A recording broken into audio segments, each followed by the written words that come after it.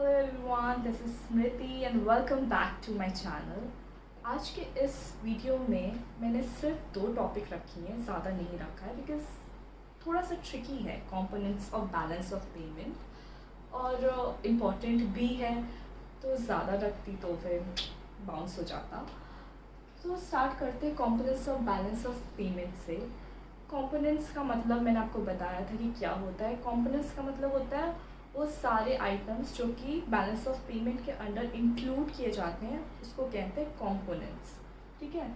अब components of balance of payment जो है, मैंने आपको लास्ट वीडियो में ये बताया था। बैलेंस ऑफ पेमेंट क्या है? एक अकाउंट है जहाँ पे सिस्टमेटिक रिकॉर्डिंग की जाती है। ठीक है। जितने भी ट्रांजैक्शंस हो रहे हैं, इकोनॉमिक ट्रांजैक्शन, उनकी सिस्टमेटिक रिकॉर्ड करके एक अकाउंट तैयार करना, उसको कहते हैं बैलेंस ऑफ पेमेंट। अब वो जो अकाउंट जो तैयार होता है वो कौन सा एंट्री सिस्टम अपनाता है? ठीक है। बैलेंस जो आपने अकाउंट में पढ़ा होगा वो डबल एंट्री सिस्टम यूज़ करता है। डबल एंट्री सिस्टम क्या होता है? एक साइड होता है क्रेडिट, एक साइड होता है डेबिट। अब क्रेडिट और डेबिट क्या होता है? वो सारे आइटम्स, वो सारी चीज़ें जो आपकी इनकम को बढ़ाता है उसको कहते हैं क्रेडिट। और वो सारी आइटम्स जो आपके स्पेंडिंग, आपके खर्चे, आपके एक्सपेंसेस को बढ़ाता है उसको कहेंगे डेबिट। तो क्रेडिट साइड में कौन कौन सी चीज़ें रिकॉर्ड होती है? आपके इनकम जो आप रिसीव कर रहे हो वो क्रेडिट साइड में जाके रिकॉर्ड होगा। इनफ्लो को कहते हैं इनफ्लो ऑफ फॉरेन एक्सचेंज। यहाँ पे लिख देती हूँ, ऑफ फॉरेन एक्सचेंज। ठीक है। क्रेडिट मतलब इनफ्लो ऑफ फॉरेन एक्सचेंज, वो सारी चीज़ें जो आप रिसीव करोगे, ठीक है, वो क्रेडिट में आएगा। डेबिट मतलब आउटफ्लो, जो कि जा रहा है, आपके खर्चे, आउटफ्लो ऑफ फॉरेन एक्सचेंज को कहेंगे क्या? डेबिट। ठीक है। आउटफ्लो सब जितना भी है वो डेबिट में जाके रिकॉर्ड होगा। अब बिफोर क्रेडिट और डेबिट को डिस्कस करने से पहले ये डिस्कस करते हैं कि items in balance of payment are categorised into 2 groups.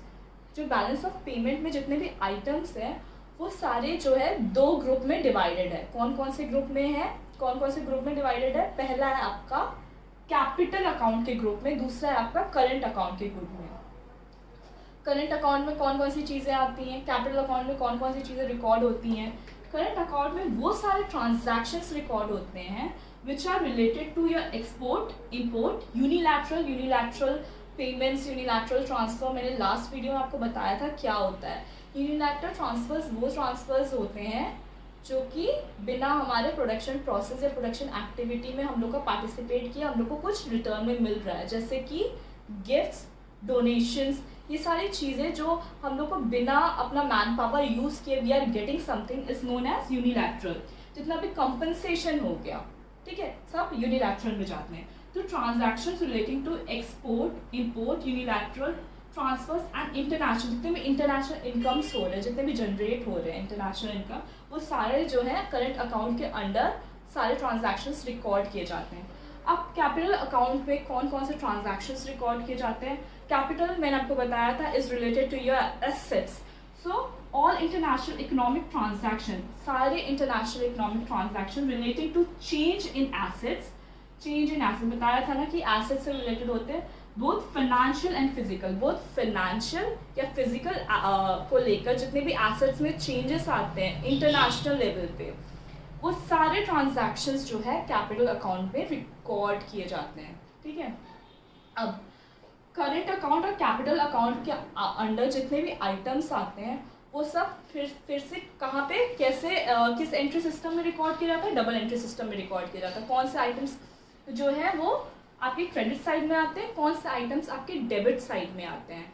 तो अभी मैंने आपको क्या बताया, क्रेडिट साइड में वो सारे आइटम्स आएंगे जो आपकी इनकम को इंक्रीज करता है। जो सारी चीज़ें आप रिसीव करते हो वो आता है क्रेडिट साइड में। जो सारी चीज़ें आप खर्चा कर रहे हो, जितनी भी आपकी स्पेंडिंग्स है, वो आएगा कहाँ? डेबिट साइड में। जितनी भी आपके स्पेंडिंग्स हैं वो आएगा आपके डेबिट साइड में। अब गवर्नमेंट के खर्चे क्या है और गवर्नमेंट का इनकम क्या है? अब अपने आप को गवर्नमेंट की जगह रख के सोचो कि हमारे कौन सा इनकम है, हमारा कौन कौन से ऐसे गुड्स या आइटम होंगे जो हमारे इनकम को इंक्रीज करेगा, और जो जिसने इनकम इंक्रीज किया वो आएगा कहाँ पे? क्रेडिट साइड में। और कौन कौन से आइटम हमारे हैं जो कि हमारे एक्सपेंसेस, हमारे खर्चे को बढ़ाएगा, जो हमारे खर्चे को बढ़ाएगा जिसकी वजह से हमारी स्पेंडिंग होगी, वो आएगा कहाँ, डेबिट साइड में। तो एक्सपोर्ट ऑफ गुड पहला है, करंट अकाउंट के अंडर ये सारे आइटम्स हैं, ठीक है, जो कि अभी क्रेडिट साइड में कौन कौन सा आएगा, एक्सपोर्ट ऑफ गुड। आपने गुड्स को एक्सपोर्ट किया, गवर्नमेंट ने गुड्स को एक्सपोर्ट करने का मतलब है हमारे कंट्री से बाहर के कंट्रीज में गुड्स जाना। तो गुड्स एक्सपोर्ट हुआ, उसकी वजह से हम लोग को इनकम रिसीव हुई, इनकम रिसीव हुआ कहाँ पे जाएगा, क्रेडिट साइड में, ठीक है, इनकम हम लोग का इंक्रीज हो गया। दूसरी चीज़ है एक्सपोर्ट ऑफ सर्विसेज। गवर्नमेंट कई तरीके के सर्विसेज करती है फॉरेन कंट्रीज़ में, जैसे कि आप मान लीजिए इंश्योरेंस को लेकर, एजुकेशन वेलनेस को लेकर जितने भी सर्विसेज हुए, तो गवर्नमेंट ने अपनी सर्विसेज प्रोवाइड की, उसकी वजह से गवर्नमेंट को पैसा मिला, इनकम मिला। वो इनकम जाके कहाँ पे रिकॉर्ड होगा, क्रेडिट साइड में, करंट अकाउंट के क्रेडिट साइड में। यूनिलैटरल ट्रांसफर रिसीट्स, बिल्कुल सिंपल और स्ट्रेट फॉरवर्ड है। रिसीट मतलब आपने रिसीव किया, आपकी रिसीविंग हुई, आपके इनकम में इंक्रीमेंट हुआ।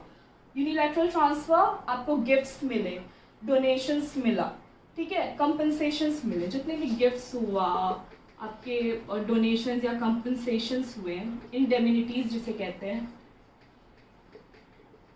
इंडेमिनिटीज मैंने लास्ट वीडियो में बताया था, ये सारी चीज़ें आपको रिसीव हुई, आपके इनकम में इंक्रीमेंट हुआ, वो क्या हुआ, क्रेडिट साइड में गया। Income receipt, simple straight forward, income आपने रिसीव किया, क्रेडिट में गया, करंट अकाउंट के क्रेडिट साइड में ये सारी चीज़ें रिकॉर्ड की गई। करंट अकाउंट के डेबिट साइड में कौन कौन सी चीज़ें रिकॉर्ड की जाती है, वो सारी चीज़ें जो खर्चे बढ़ाती है, जिसकी वजह से एक्सपेंसेस होते हैं, वो सारी चीज़ें जो है डेबिट साइड में जाके रिकॉर्ड होती है। अब इम्पोर्ट्स ऑफ गुड्स का इम्पोर्ट किया, हम लोग ने गुड्स को लिया, अब हम लोग ने गुड्स लिया, उसके लिए हम लोग को पेमेंट करना पड़ेगा। जो पेमेंट किया, हमारी स्पेंडिंग, हमारा खर्चा बढ़ा, वो जाके डेबिट में रिकॉर्ड हुआ। इम्पोर्ट ऑफ सर्विसेज, हम लोग ने इंश्योरेंस करवाया या हम लोग ने जो सर्विसेज ली बाहर से, उसकी वजह से हमारा जो पेमेंट हुआ, एक्सपेंसेस हुआ, वो रिकॉर्ड हुआ डेबिट साइड में। तीसरी चीज़ यूनिलैटरल ट्रांसफर, पेमेंट्स, गिफ्ट्स भेजा, डोनेशंस दिए, कंपनसेशंस दिए, हमारा खर्चा बढ़ा, जाके स्पेंडिंग हुई हमारी, उसकी वजह से डेबिट में रिकॉर्ड हुआ।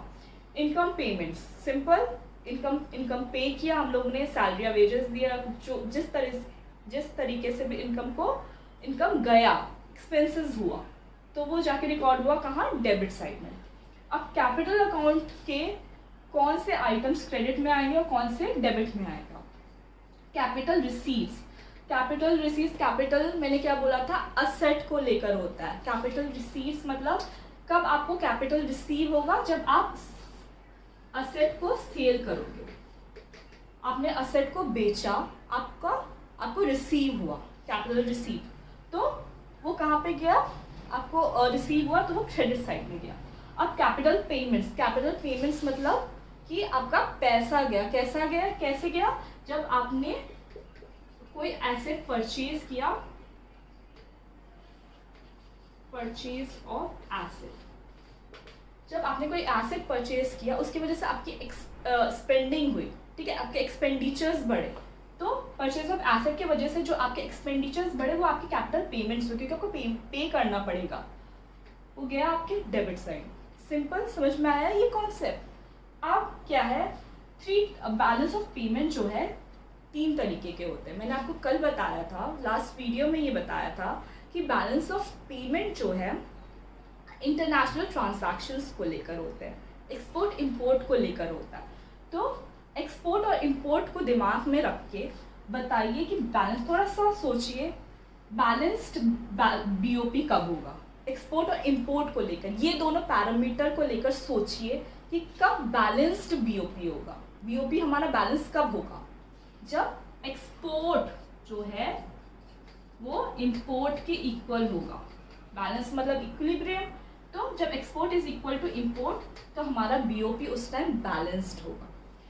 सरप्लस कब होगा, सरप्लस का क्या मतलब हुआ, सरप्लस का मतलब तो ये हुआ कि हमारा इनकम ज़्यादा है, एक्सपेंडिचर कम है, तो हमारा इनकम किस केस में ज़्यादा होगा, जब हम लोग का एक्सपोर्ट ज़्यादा होगा, इंपोर्ट से हमारा एक्सपोर्ट ज़्यादा होगा, एक्सपोर्ट हमने ज़्यादा किया, हम लोग को पैसा ज़्यादा मिला, जब हमारा एक्सपोर्ट ज़्यादा होगा इम्पोर्ट से तो हम लोग का सरप्लस होगा।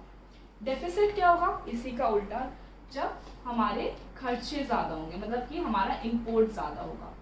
इम्पोर्ट करने का मतलब है कि हमारा खर्चा ज़्यादा हुआ एक्सपोर्ट से, ठीक है।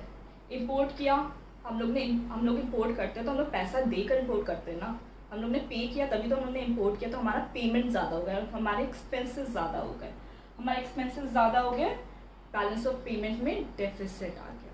तो समझ में आया बैलेंस्ड, सरप्लस और डेफिसिट कब कहते हैं। तो ये था components of balance of payment. अब मैंने इसमें ज़्यादा कुछ नहीं रखा क्योंकि ये थोड़ा सा ट्रिकी था, वरना सब बाउंस कर जाता अगर ज़्यादा टॉपिक मैं इसमें इंक्लूड करती। तो कल के टॉपिक में एक्चुअली कैपिटल अकाउंट में भी दो तरीके के कैपिटल फ्लो होता है, एक ऑटोनोमस होता है, एक अकोमोडेटिंग फ्लो होता है। ऑटोनोमस और अकोमोडेटिंग फ्लो किससे कहते हैं वो मैं नेक्स्ट वीडियो में बताऊंगी। करंट अकाउंट कब बैलेंस होता है, कैपिटल अकाउंट कब बैलेंस होता है, नेक्स्ट वीडियो में नेक्स्ट वीडियो में नेक्स्ट टॉपिक एक नया टॉपिक के साथ आई टेल यू। तब तक के लिए स्टे सेफ, स्टे हेल्दी, और कोई भी प्रॉब्लम हो, कोई भी दिक्कत हो, कमेंट सेक्शन ओपन है आपके लिए, प्लीज़ कमेंट करके क्वेश्चन पूछ लीजिएगा। Thank you so much, bye.